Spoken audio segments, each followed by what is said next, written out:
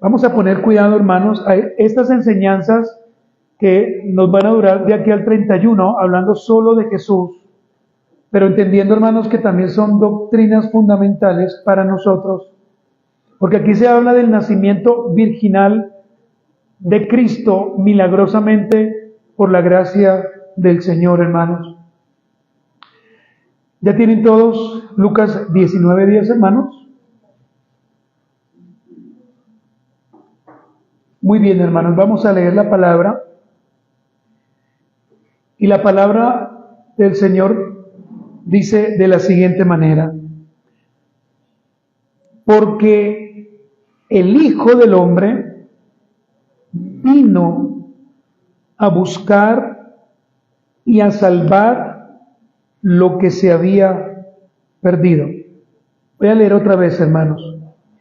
Porque el Hijo del Hombre vino a buscar y a salvar lo que se había perdido. Hermanos, si usted se acuerda, en nuestra última lección vimos entonces, hermanos, la miseria que resultó del pecado. ¿Sí se acuerdan?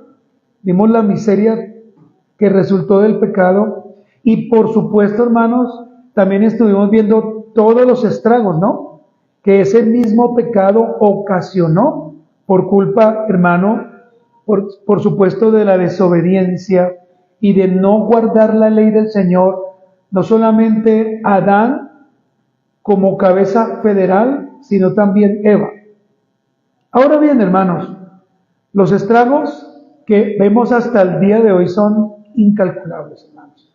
Es decir, no hay un cálculo acertado para decir solamente hasta aquí sucedió por Adán y Eva. No, hermano, esto va a seguir, va a continuar. El pecado va a sobreabundar. Pero recuerda, hermano, lo que el profeta enseña, que donde abundó el pecado, sobreabundó la gracia. ¿Sí? Y por supuesto la gracia, hermanos, es el Señor. Ahora, hermanos, por culpa del pecado, el hombre está separado de Dios. Es decir, hermanos, el hombre está espiritualmente muerto. Alguien que no tiene a Cristo, ¿cómo está? Muerto. Y el libro de Efesios, por supuesto, nos ayuda a entenderlo. No solamente está muerto, sino que está sin Cristo, ¿cierto? Está totalmente vacío. Ya no es libre. Es esclavo del pecado.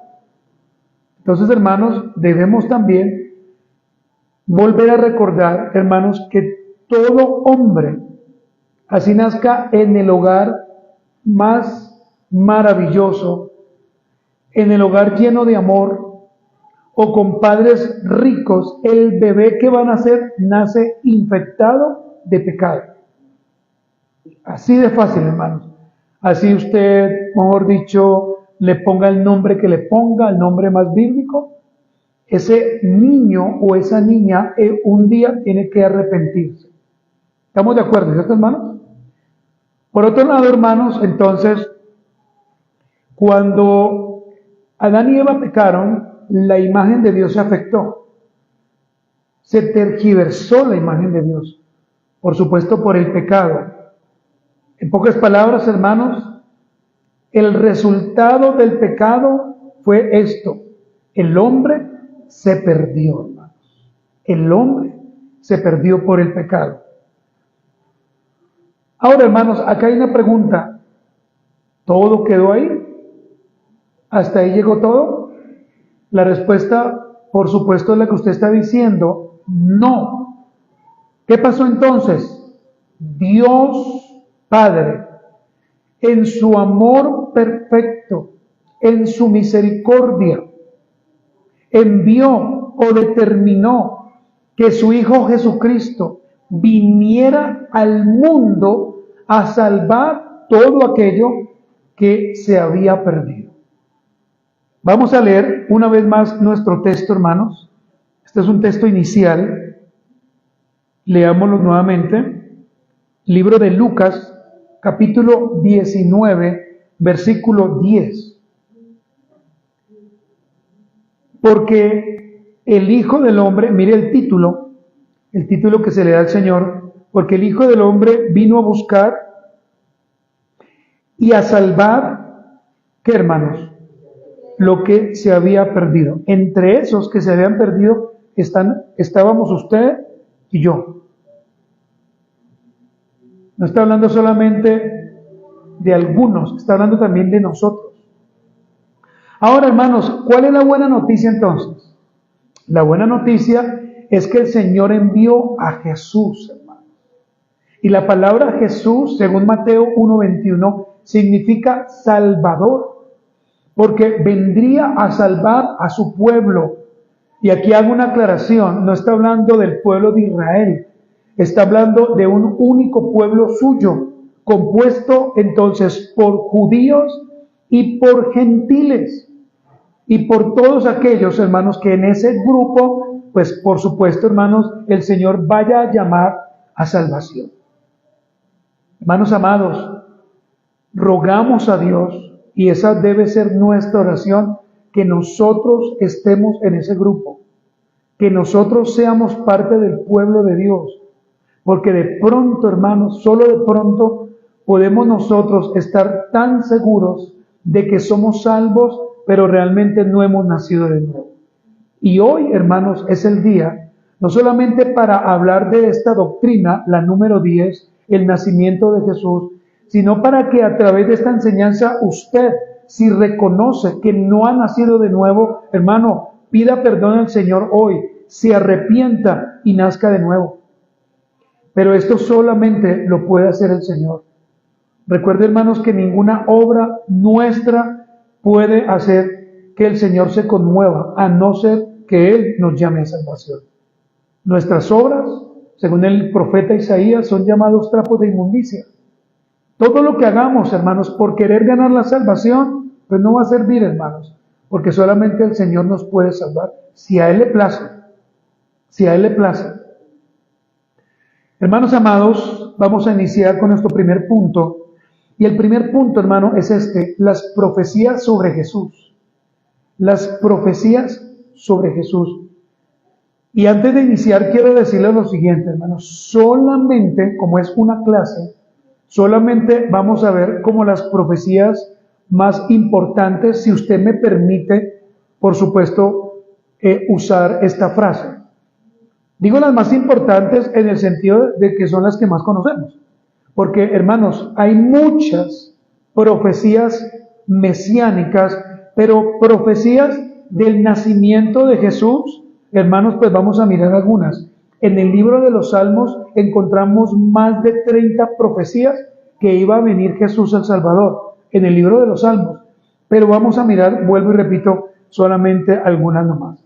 Quiero decir, hermanos, iniciando, que el Salvador no vino inmediatamente después de la caída del hombre, no vino.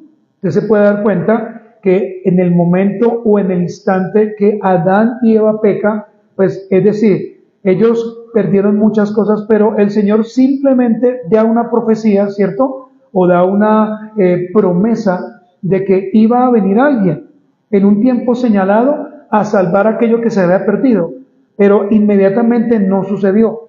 Pasaron muchos años, pero lo que primero iba a suceder es que los profetas tenían que haber venido para que ellos hablaran por parte del Señor y profetizaran de que iba a venir un Salvador. Un Salvador. Y hermanos, desde Génesis hasta Apocalipsis, encontramos que el único Salvador que podía salvar a este mundo, ya con un señalamiento claro, es Cristo, hermanos. Nadie más. Mire, hermanos, el dinero no nos va a salvar. La religión no nos va a salvar. Claro, qué maravilloso es poder entender que hacemos parte de muchas iglesias históricas, por gracia, pero por ser parte de una iglesia histórica no nos vamos a salvar. Pensar eso, hermano, es pensar de una manera absurda. Tampoco, hermano, por decir que somos cristianos nos vamos a salvar. No, hermanos, recordemos que somos salvos solamente porque hemos puesto nuestra fe en Cristo. Y en este mes de diciembre, hermanos, debemos recordar constantemente que somos salvados por Cristo, somos salvados por gracia, somos salvados por fe, por nada más, hermanos. Que si en estos últimos días, cuando usted se reúna con su familia a comer eso que usted ya ha preparado o ya han comprado o van a comprar, y se sientan, hermanos, yo les rogaría a ustedes que juntos como familia le digamos al Señor: gracias, Señor, porque es por tu bendita misericordia que podemos hacer esto. Por nada más, hermanos. Vamos a mirar entonces, hermanos, la primera profecía, y acompáñenme a Génesis 3:15. Esa es la primera de todas, hermanos. Génesis capítulo 3, versículo 15. Quiero que todos, hermanos, vayan a sus Biblias. ¿Por qué, hermanos? Porque es necesario que todos veamos allí esto tan precioso que conocemos como el protoevangelio.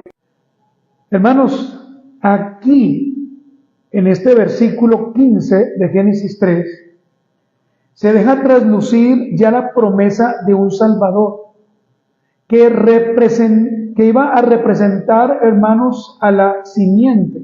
La palabra simiente, que han sido llamados por gracia, pues íbamos o vamos a tener diariamente una guerra espiritual. Pero esa guerra espiritual, hermanos, siempre recuerden que está en nuestra mente, todos los días, hermanos. Pero aclarando también que el Señor Jesucristo ya venció, ¿no, hermanos? Y que ya ganó esa guerra. Esta primera promesa o profecía también se le conoce, hermano, como la promesa madre, para que usted allí la coloque como la promesa madre. ¿Y por qué como la promesa madre, hermanos? Pues porque es la primera promesa de salvación para el pueblo que el Señor iba a salvar.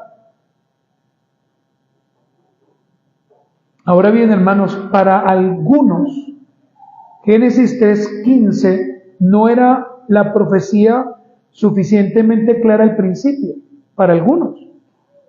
Por eso, hermano, es que en épocas posteriores, es decir, podemos ver en la época de los profetas, ellos mismos van a hablar de un Salvador, ¿cierto, hermanos? Ellos mismos van a hablar de un Mesías. Ellos mismos hablarían de la llegada de alguien que iba a salvar a su pueblo, de alguien que iba a morir, de alguien que iba a resucitar. Es más, hermanos, como lo vamos a ver ahorita, hasta se profetizó el pueblo donde Jesús iba a nacer. O sea, hermanos, la Escritura es tan perfecta que siempre habla de Cristo. Hermanos, si nosotros no tenemos claro de antemano que desde el principio ya se estaba declarando o profetizando que iba a venir un Salvador, entonces, hermanos, nosotros debemos revisar lo que creemos. Si nos pregunta usted quién lo salvó, no podemos estar, bueno, déjeme pensar, déjeme ver, a ver. No, Cristo. Génesis 3:15 es la primera promesa, hermanos, donde se promete ¿a quién? A Jesús. Vamos a ir a la segunda promesa. Génesis 22:18, hermanos. Acompáñenme una vez más a Génesis, capítulo 22, versículo 18.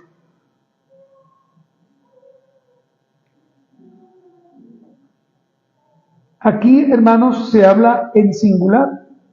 Dice, en tu simiente o descendencia. Vamos a leer, hermanos.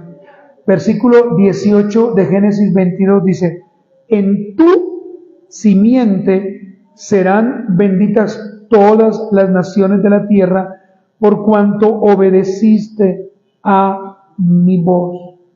Hermanos, miren, por esta profecía que se le da, por supuesto, a Abraham, sabemos que el Salvador iba a salir de allí. Si usted se da cuenta, la línea de Abraham, de allí vendría Cristo, hermanos, de esa línea. Por eso, hermanos, es muy importante que cuando nosotros leamos la Biblia, pues hermanos, también leamos las genealogías. Porque es que a veces decimos, uy, no, eso tan largo, no. Pero si usted hace una lectura crítica, analítica, y usted lee cada versículo, se puede dar cuenta cómo, hermano, o de dónde, mejor, viene nuestro Salvador, el Señor Jesucristo. Entonces, hermanos, Génesis 22:18 es otra promesa de que las naciones iban a ser benditas por causa del Señor. Muy bien, hermanos. Génesis 49:10. Génesis capítulo 49, versículo 10.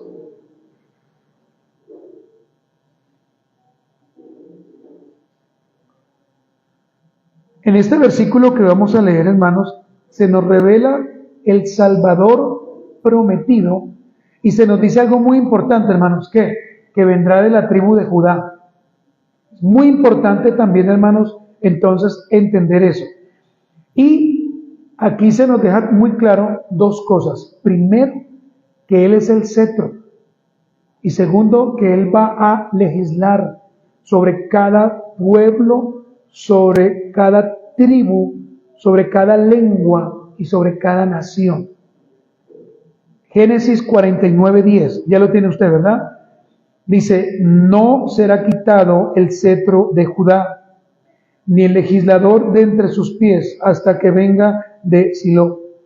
Hermanos amados, un Salvador prometido iba a venir, Jesucristo, para salvar a su pueblo.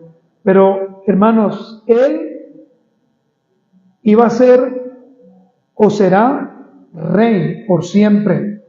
Él primero vino como cordero, pero Él va a regresar en su segunda venida como lo que es rey, rey de reyes, señor de señores. Y en aquel día, hermanos, cuando estas profecías claramente se cumplen en todo su esplendor, aunque ya, por supuesto, se cumplió, pero esperamos su segunda venida.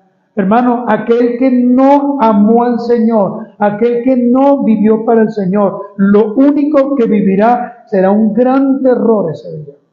Dolor, aflicción. Mire, hermanos, todas las lágrimas que el ser humano pudiera tener en sus ojos no le van a alcanzar para llorar y para pedir perdón. Y en ese mismo instante ya no habrá, hermano, un perdón.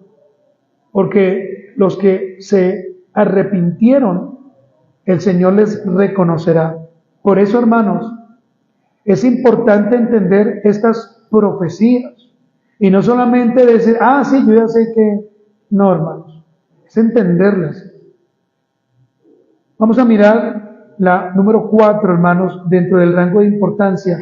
Segunda de Samuel 7:16. Acompáñeme, segunda de Samuel capítulo 7, versículo 16. Estimados hermanos, miren lo que dice segunda de Samuel 7:16. Y será afirmada tu casa. Pero miren lo que sigue diciendo. Y tu reino, ¿para qué, hermanos? Para siempre delante de tu rostro. Y tu trono será estable eternamente. Hermanos, en esta promesa al rey David, nos enteramos que el Salvador también vendrá del linaje de David. Pero aquí, hermanos, hay algo más específico. ¿Qué es lo más específico? El trono del Señor será eternamente, ¿cierto? Y para siempre.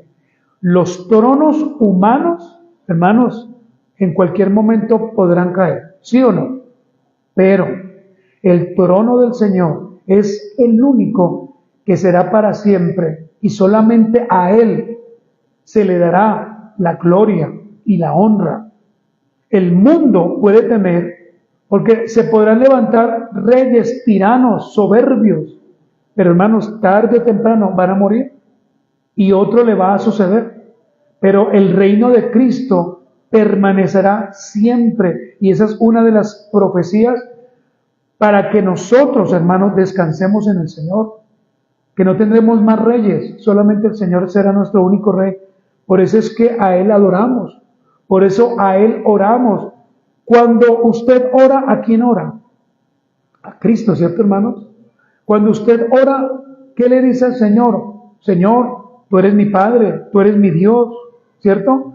Tú eres mi Rey, tú eres el gran sumo sacerdote. Señor, ayúdame con este pecado. ¿O no lo hacemos así? Creo que todos lo hacemos así. Hermanos, en este versículo de 2 de Samuel 7:16, no hay duda que la profecía también habla de Cristo. Vamos a ir ahora, hermanos, al libro de Isaías, capítulo 53. Libro de Isaías, capítulo 53, hermanos. Vamos a mirar, hermanos,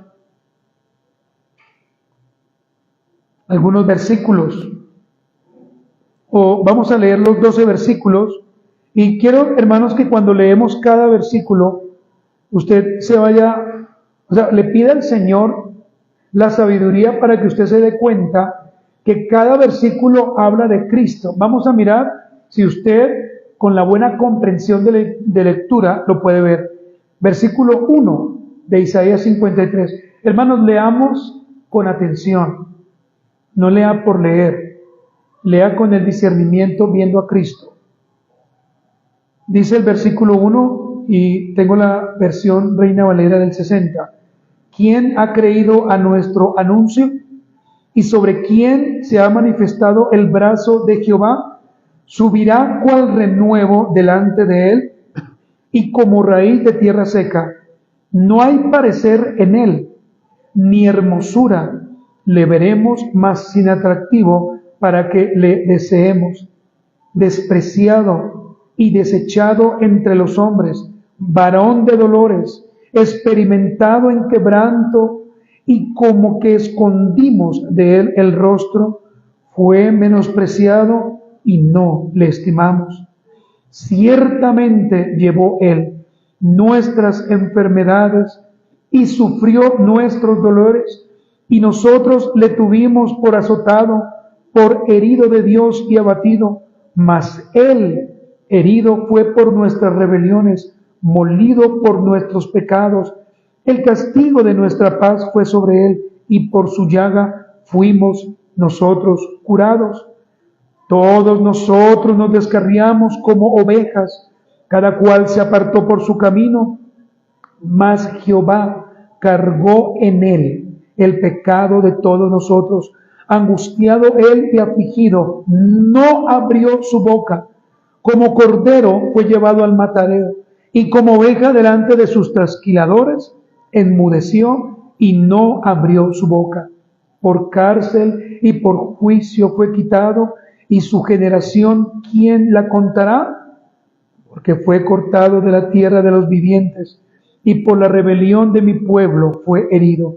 Y se dispuso con los impíos su sepultura, mas con los ricos fue en su muerte, aunque nunca hizo maldad, ni hubo engaño en su boca.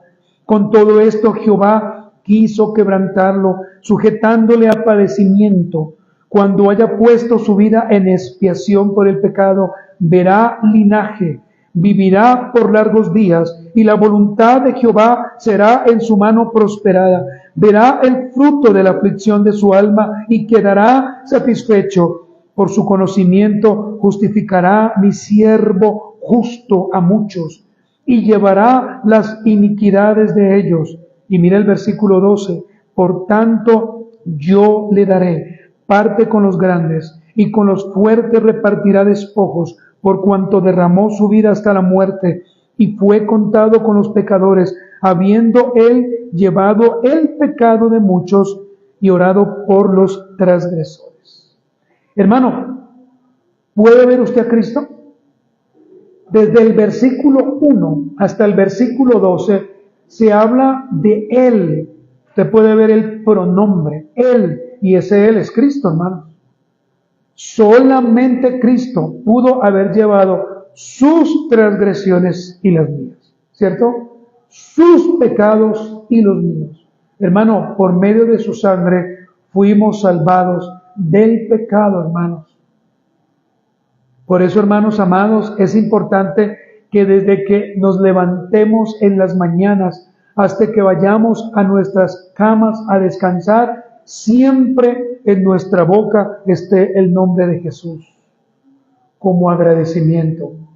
Hoy, hermano, lo que vamos a vivir, ya sea en parte con los hermanos y después con nuestra familia de carne, y en esta semana en nuestros trabajos y en todo lo que el Señor nos permita hacer, es porque a Él le place. ¿Cierto, hermanos? Es porque Él así lo permite, hermanos.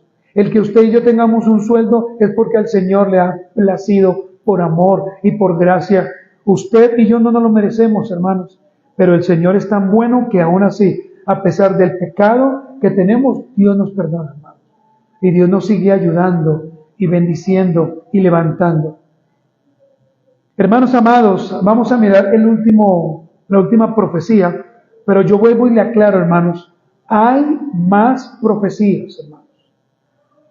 Y eso debe ser nuestra labor, buscarlas.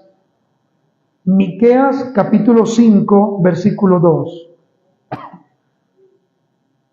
Y es aquí, hermano, donde se cumple la profecía,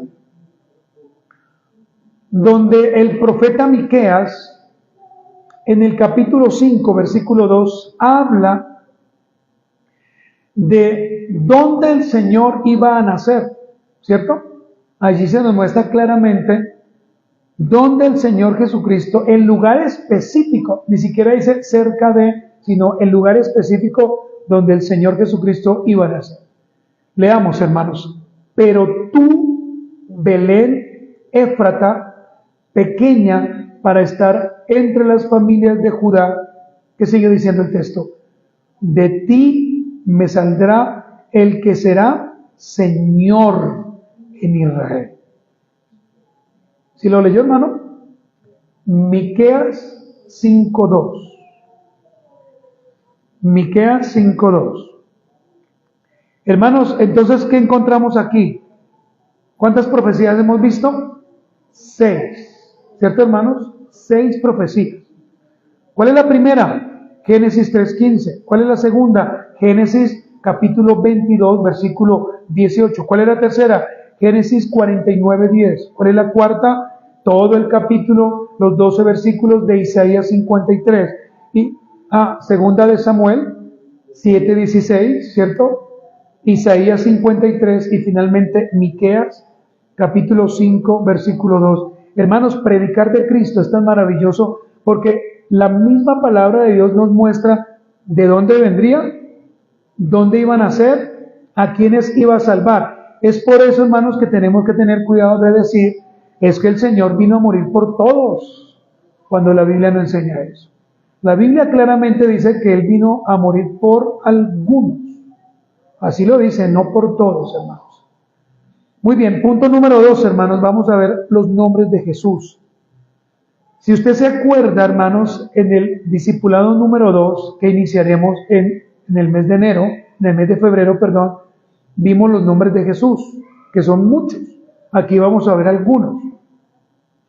Hoy en día, el colocarle un nombre bíblico, y no porque sea un agüero, por supuesto, a uno de los niños o de los hijos, pues realmente, hermano, es poco o nada importante.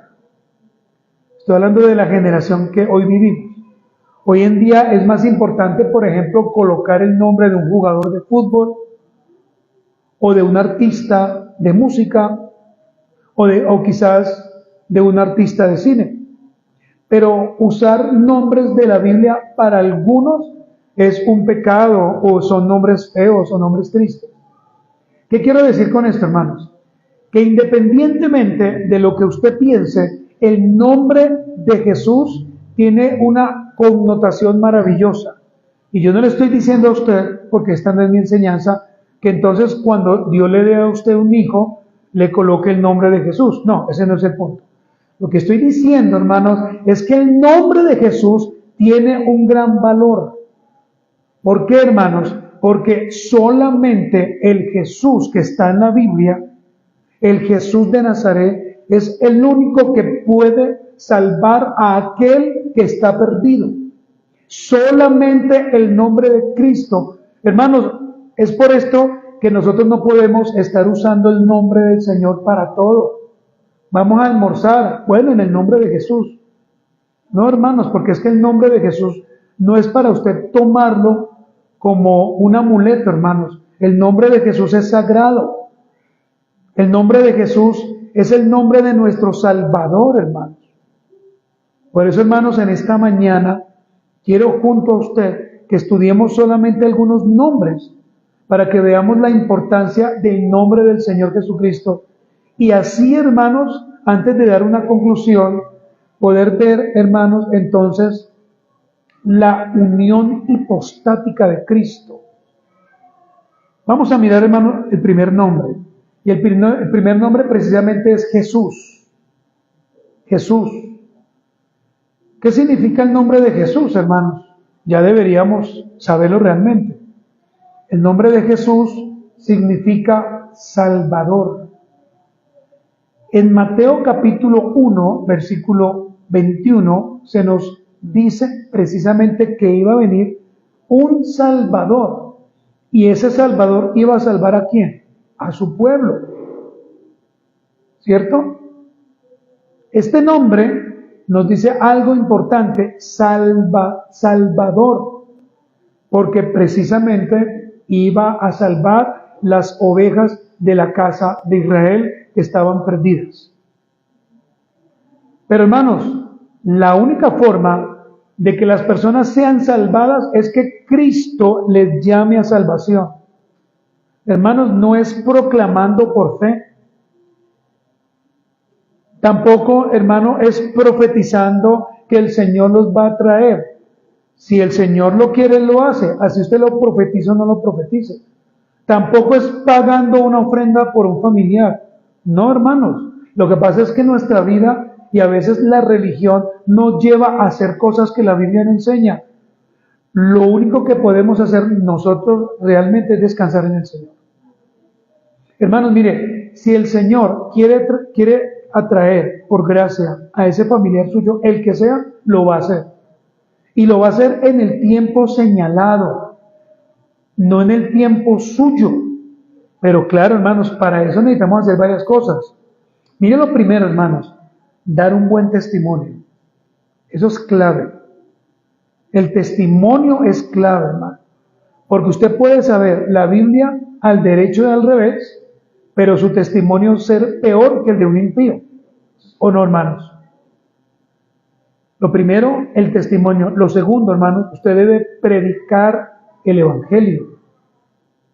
¿Y qué es predicar el Evangelio? Es mostrarle a esa persona el pecado, ¿cierto? Pero también mostrarle la solución del pecado. ¿Y quién es la solución? Cristo, hermanos. Sencillamente.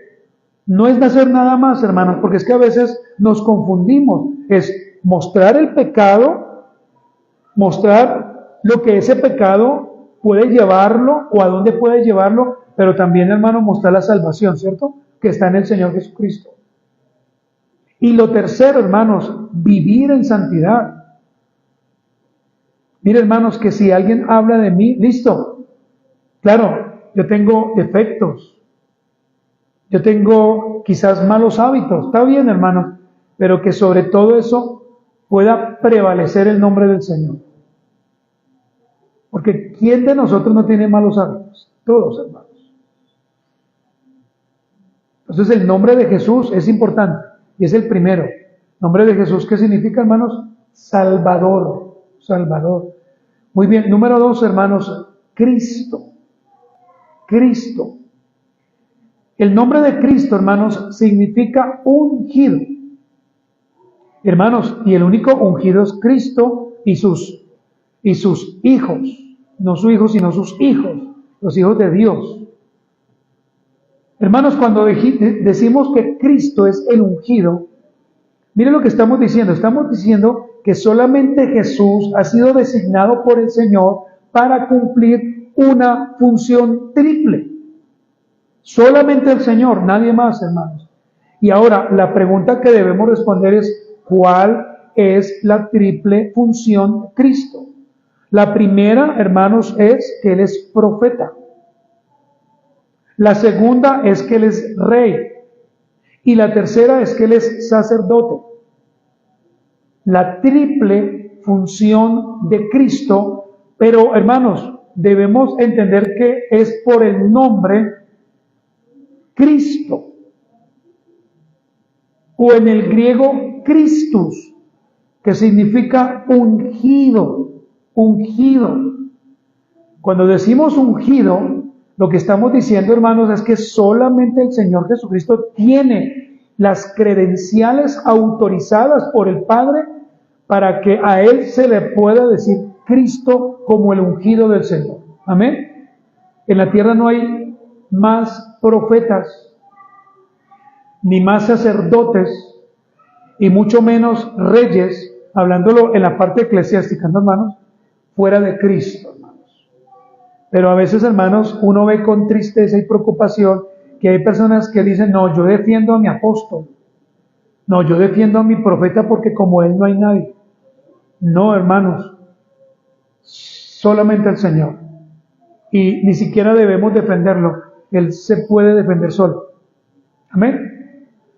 Hermanos, en el Antiguo Testamento, el que era designado para una función, para ungir con aceite, ¿era quién? O el rey, o el sacerdote, o el profeta. Por eso Cristo tiene esas tres funciones, solamente el Señor. Le repito, Cristo es profeta, rey y sacerdote. ¿Listo, hermanos? Entonces, ¿qué significa Cristo? Ungido. Ungido. Nombre número 3, hermanos, y este es importante, Señor. Señor.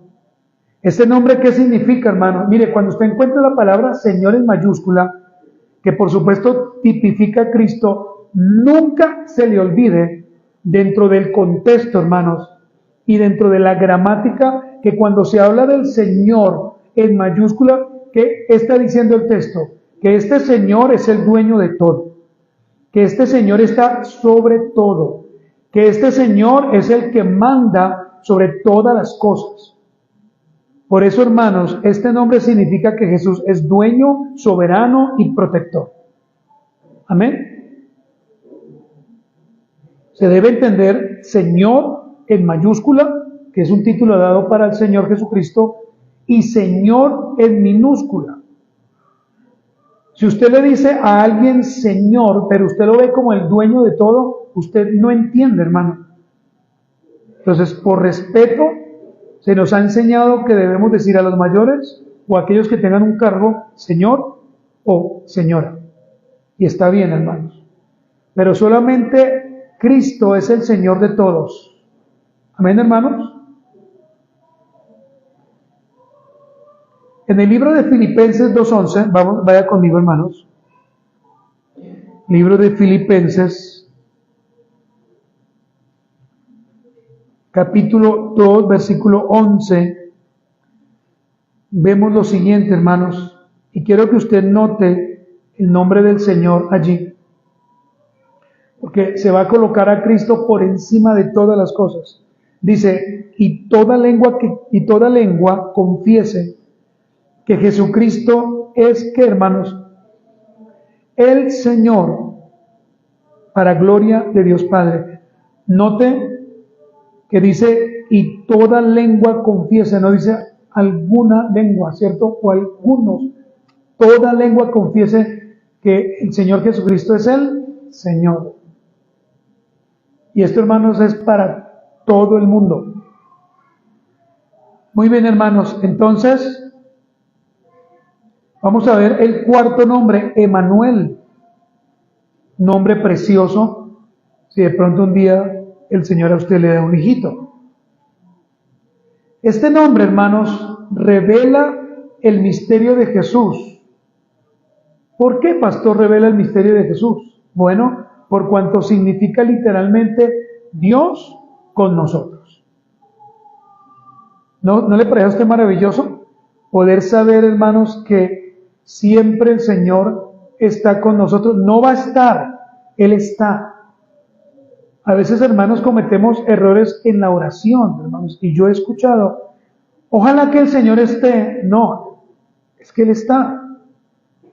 Ojalá el Señor nos ayude, es que Él nos está ayudando. Ojalá el Señor nos acompañe, no, es que Él nos está acompañando.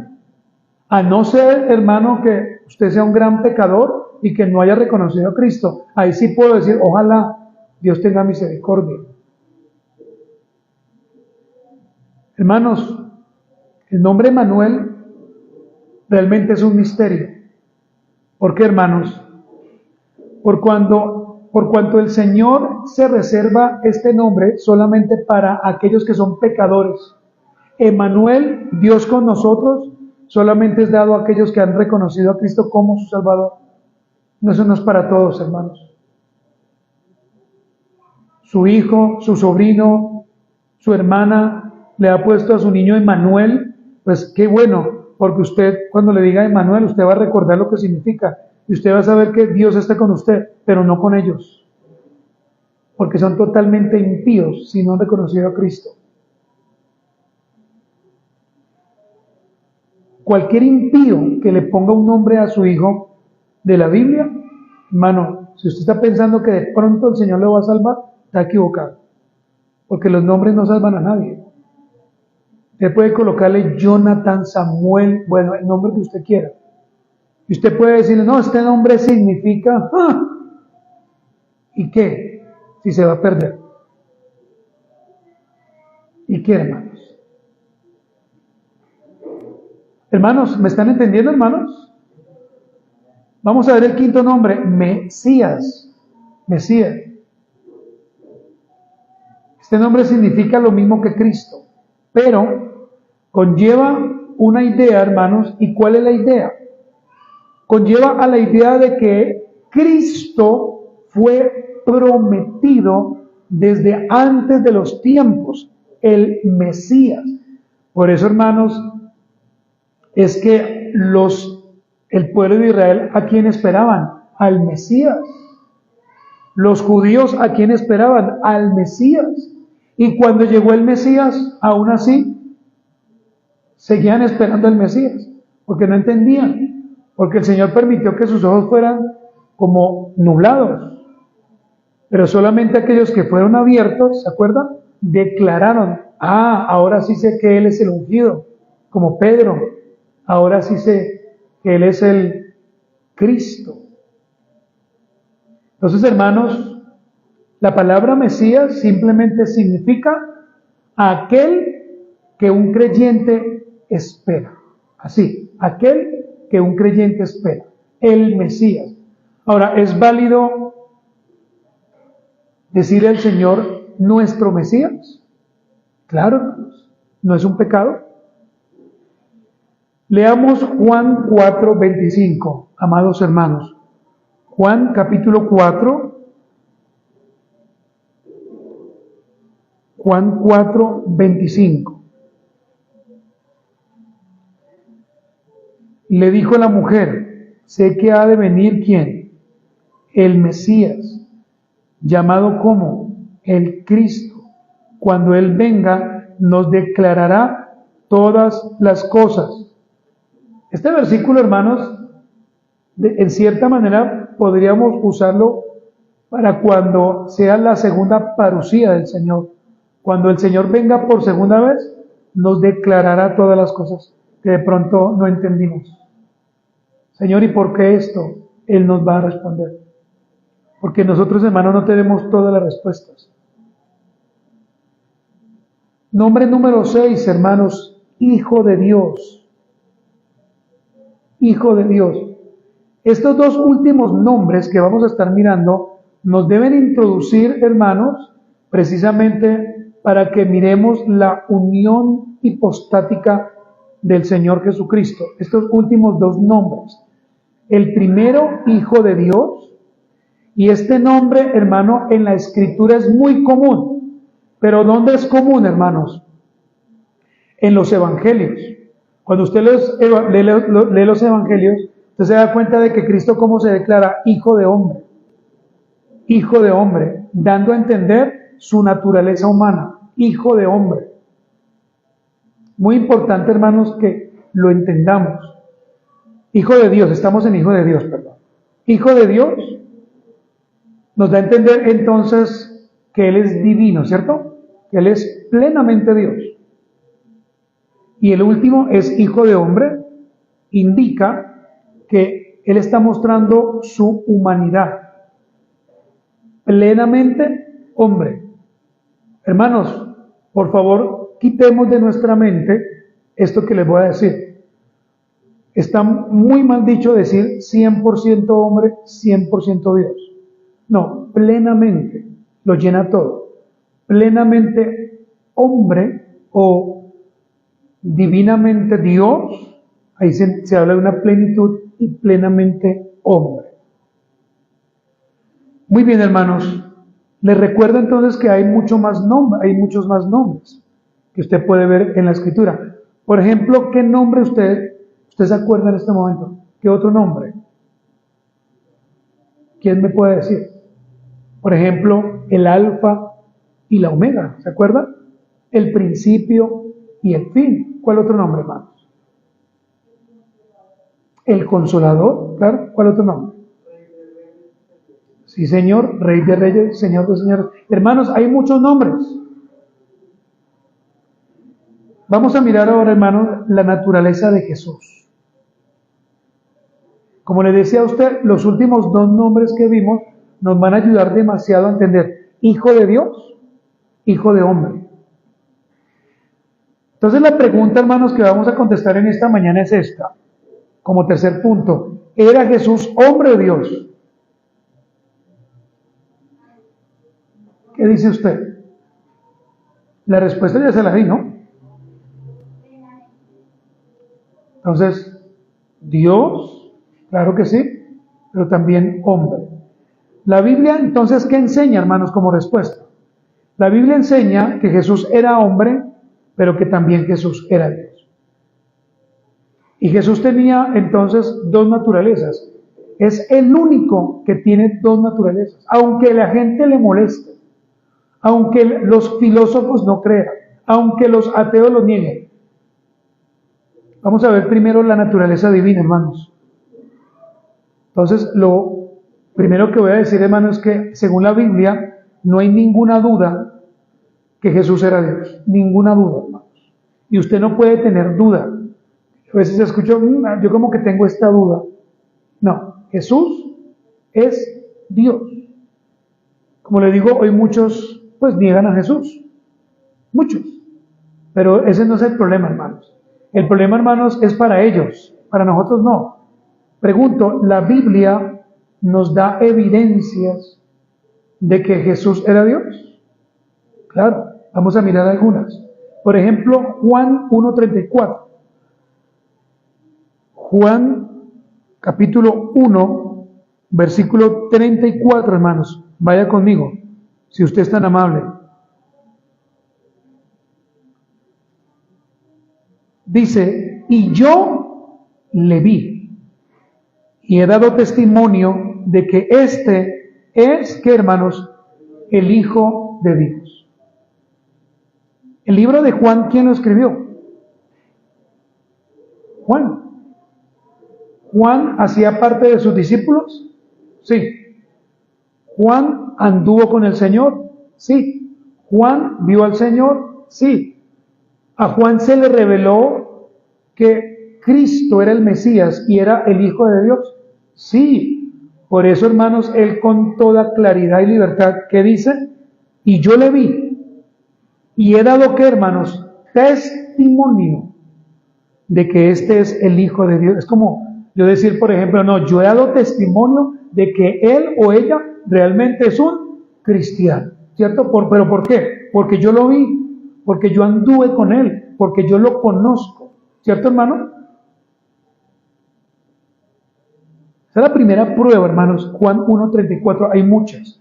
Mire la segunda, Mateo 28:19. Vaya conmigo, hermanos.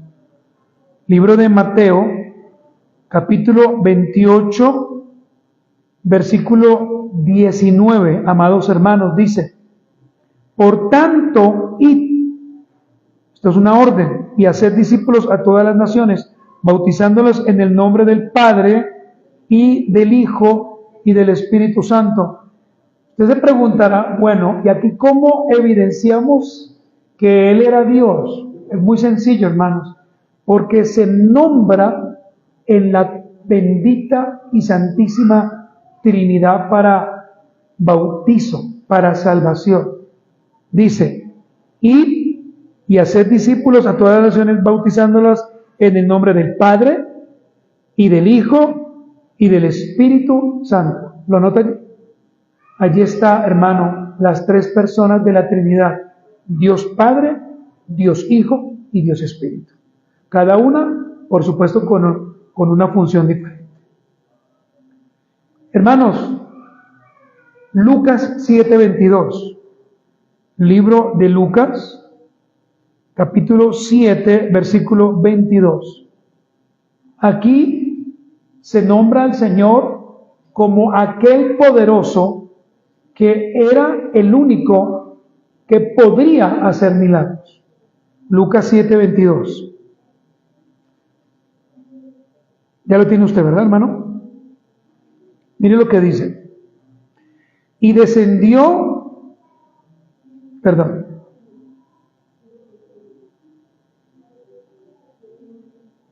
Lucas 7:22. Dice, hermanos, y respondiendo Jesús les dijo: id a hacer saber a Juan lo que habéis visto y oído. ¿Qué? Si pudiéramos preguntar. Los ciegos ven, eso es un milagro, ¿cierto, hermanos? Los cojos andan, otro milagro. Los leprosos son limpiados, los sordos oyen, los muertos son resucitados, y a los pobres es anunciado, ¿qué? El Evangelio. ¿Quién hizo esto? Cristo.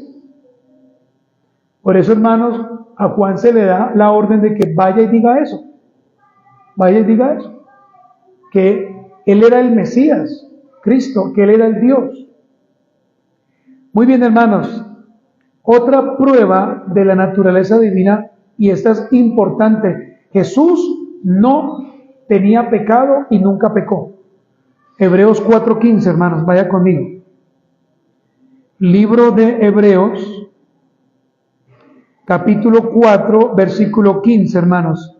Miren lo que dice: porque no tenemos un sumo sacerdote que no pueda compadecerse de nuestras debilidades, sino uno que fue tentado en qué, hermanos, en todo, según nuestra semejanza. Y mire la aclaratoria que hace el escritor de Hebreos: pero sin pecado. ¿Sí usted lo notó ahí? Pero sin pecado. Hermano, esto es una muestra de que realmente Cristo era Dios. O podemos ver acá su naturaleza divina. Claro, ¿Cristo fue tentado en todas las cosas? Sí, pero nunca pecó. ¿Usted ha sido tentado en muchas cosas? Sí, pero ha caído. ¿O no? Y yo también he caído. Porque somos humanos, hermanos. Muy bien, hermanos, veamos ahora la naturaleza humana.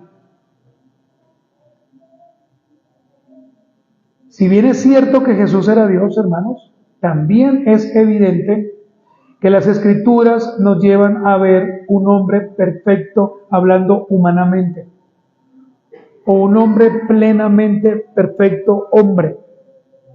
Ahora, si el Señor no hubiese sido plenamente Dios y plenamente hombre perfecto, nuestra salvación no serviría para nada. La salvación nuestra realmente no fuera perfecta. Pero solamente Cristo pudo cumplir esta salvación porque, hermanos, Él fue perfecto en todo, hermanos. En todo fue perfecto el Señor.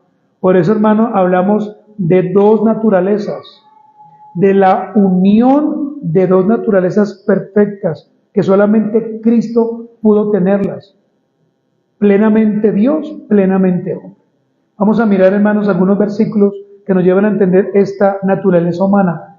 Marcos 2:10, hermanos, leamos. Marcos 2:10.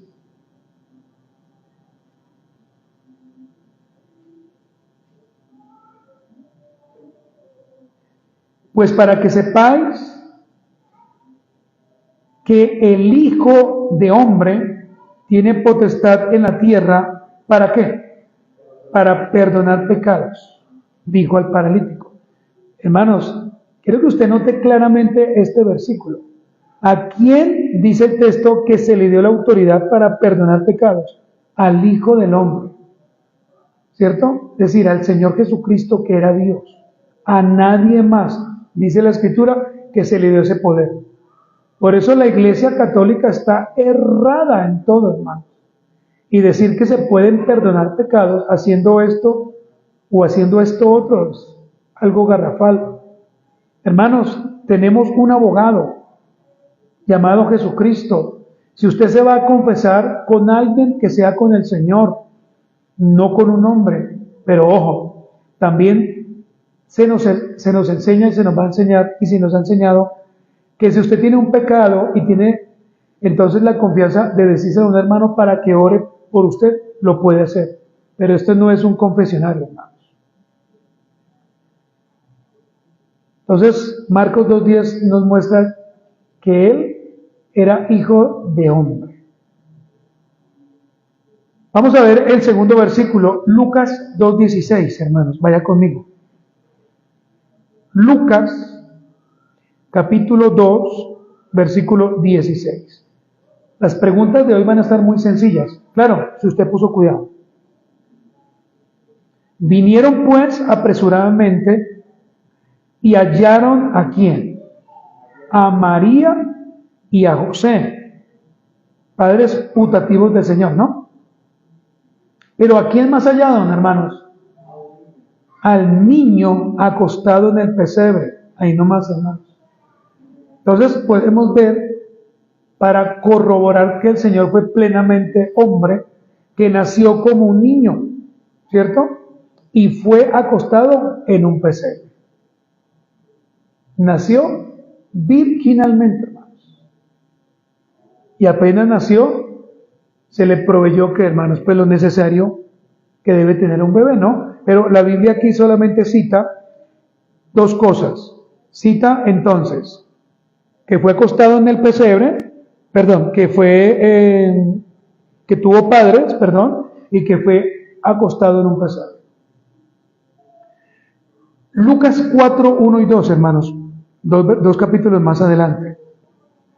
Esta es otra prueba que usted puede tener, hermano, para ver que el Señor era hombre.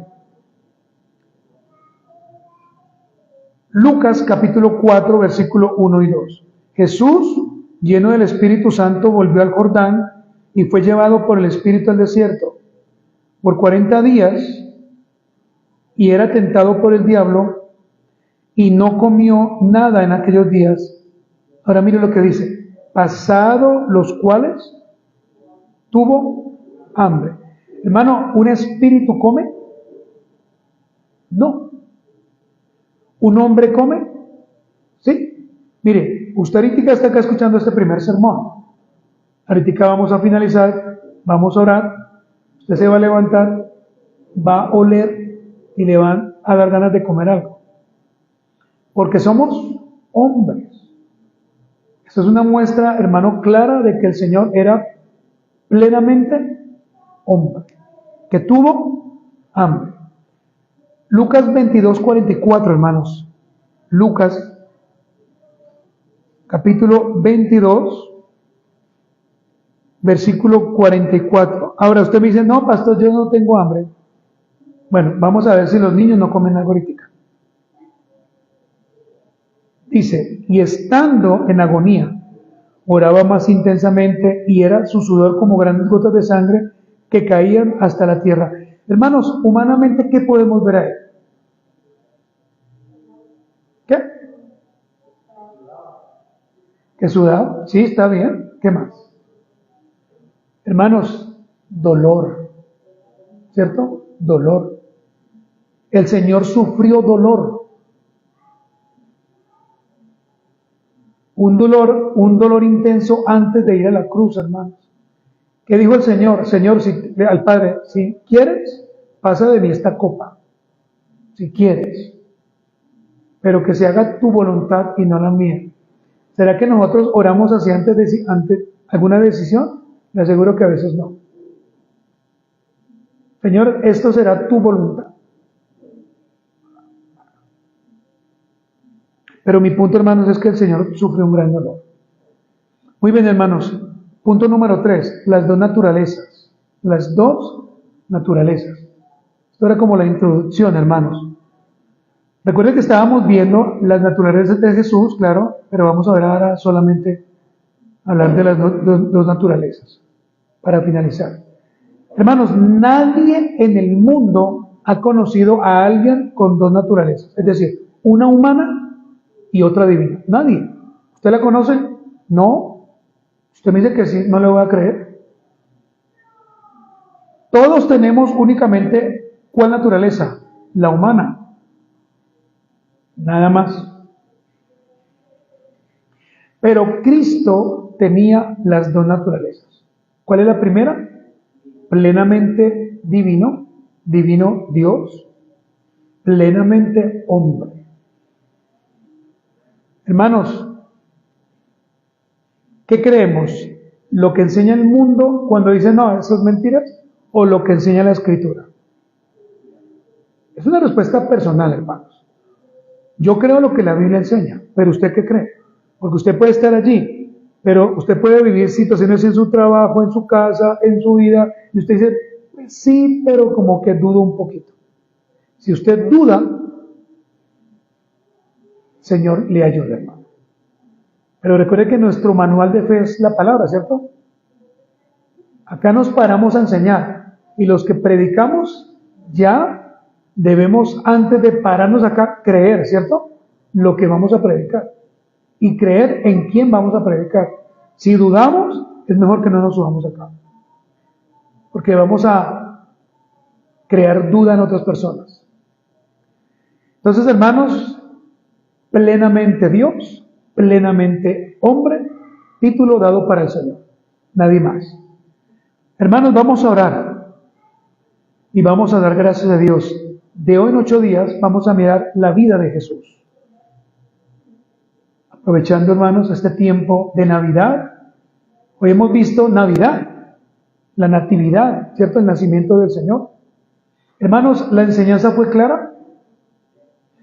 Ahora vamos a hacer algunas preguntas, pero primero oremos. Señor, qué bueno que eres tú, Señor. Hoy nos has enseñado acerca de este nacimiento virginal que para nosotros debe ser una doctrina fundamental e importante.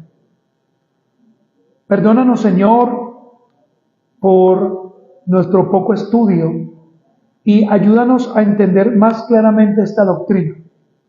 Te pedimos, Señor, que mis hermanos, junto conmigo, seamos llevados cada día al fundamento de Cristo, al fundamento de la roca.